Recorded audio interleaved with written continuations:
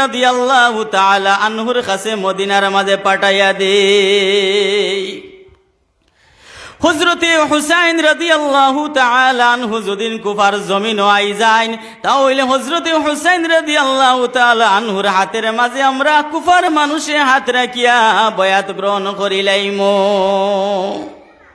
এটা প্ল্যান করলা, এটা বুদ্ধি করলা যে এজিদর খিলাফত দায়িত্ব যেটা নিছে এটা আমরা মানিয়া সম্ভব না, কারণ এজিদর ক্যারেক্টারটা বালা নাই, আচরণটা বালা নাই, স্বভাব চরিত্রটা খুবই খারাপ। এটা ফাসিক মানুষ, মুনাফিক মানুষ। কুফার মানুষের চিঠি লেখা শুরু করলাক।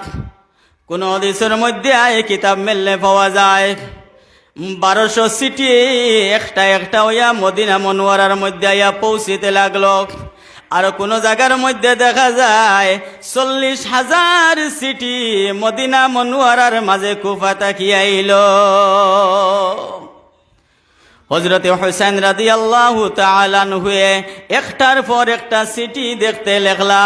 চিঠির মাঝে কি লেখা আছে দেখুন। কুফার মানুষের অবস্থা ভালো নাই। কুফার মানুষে শুধু হুসাইন রে ডাকতে আসুন, ইয়া হুসাইন কুফার জমিনের মধ্যে একটা বারাও, আমরা ইয়াজিদের বায়াত গ্রহণ করতাম না, ইয়াজিদ রে আমরা মানি না।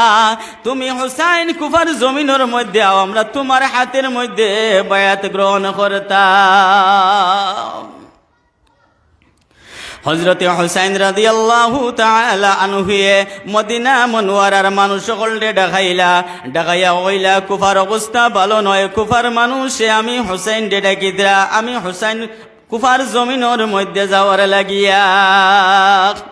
মদিনার মানুষে জানাইয়া দেন, হুসাইন তুমি কুফার জমিনের মধ্যে যাইতে পারতাই না, আমরা তোমারে কুফার জমিনও যাইতে দিতাম না রে হুসাইন।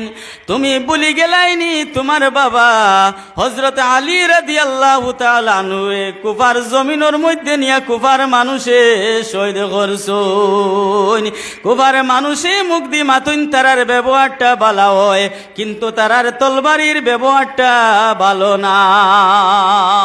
তারা সুন্দর সুন্দর মাতে ঠিক আছে, ওইলে তারার তরবারি যেটা আছে সেই তরবারির ব্যবহারটা বালা নাই।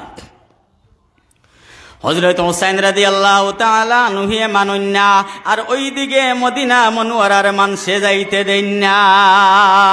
সর্বশেষ একটা আলাপ আলোচনা করা হইল, করিয়া এই কথা ফাঁস করা হইল যে একজন মানুষ আমরার মাঝে তাকিয়া কুফার জমিনের মধ্যে ফাটাইয়া দেও। আমরার মানুষে কুফার জমিনের মধ্যে গিয়া কুফার অবস্থা ভালো মতে দেখো।